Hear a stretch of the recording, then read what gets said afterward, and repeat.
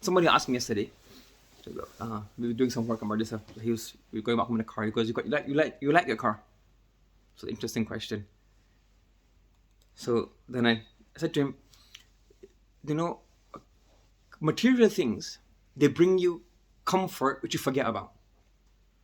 Yes? And that's different to happiness. So for example, let's say you have a good computer. So that good computer, you have a good computer, lots of RAM, lots of memory, so you don't have to worry about the Word document freezing up. You can use Shamil, you can search quickly. So that will bring you a comfort and the ease, which will make things easier for you. But every time you open up when you get the computer the first time, you get a new one, it's nice and shiny, you open it up, you feel good. After 2 weeks, it's like, you don't even think about it. The person who sees it might think, wow, you get a new phone. That phone, if it's good, it's got useful features which the other phone didn't have. It will bring you comfort. Whatever features it has on that phone. But after a while, after 2 weeks, it's going to be nothing. You get a new house. If the house is bigger, it's got better heating, better insulation, more bathrooms, more bedrooms, you become comfortable. So the difficulty that you're in, you become comfortable.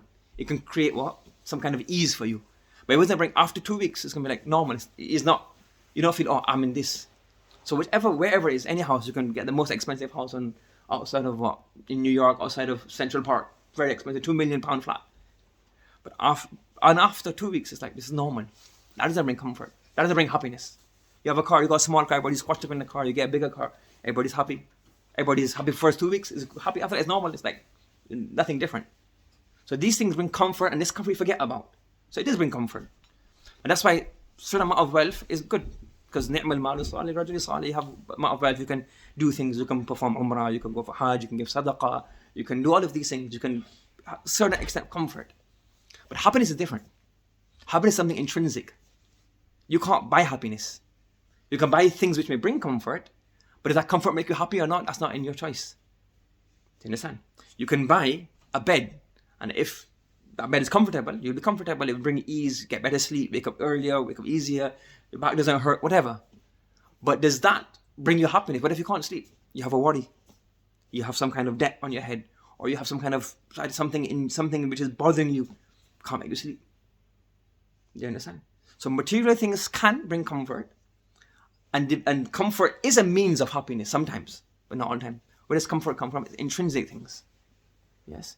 And from my Islamic perspective, أَلَا بِذِكْرِ اللَّهِ تَطْمَئِنُّ الْقُلُوبُ. When you obey Allah subhanahu wa ta'ala, this is where you get comfort. This is where you get not only comfort, you get happiness. And it's intrinsic. Do you understand? That's why, for example, I give an example like toys. Toys is a way of making kids happy. But the real happiness comes when parents spend time with them. When you spend time with them, you sit with them, you talk with them, you play with them. So you have so many people like, they have parents who are maybe very rich, very busy. You buy lots of toys. You have a bicycle, and you have Xbox, and you have PlayStation, you have everything, but they're lonely.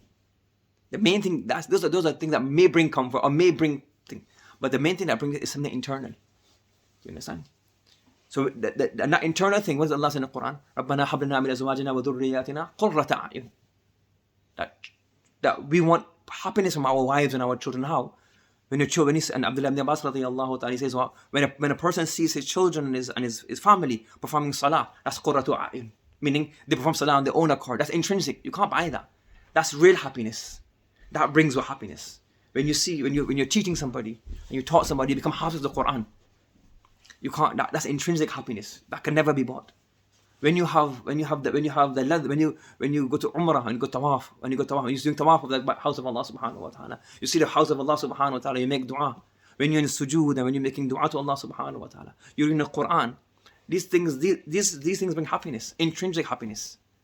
So sometimes people get mixed up between asbab of comfort and real happiness. So these things can bring comfort, they don't bring happiness. You can have the best clothes on, the best clothes and the best whatever, but that doesn't bring happiness.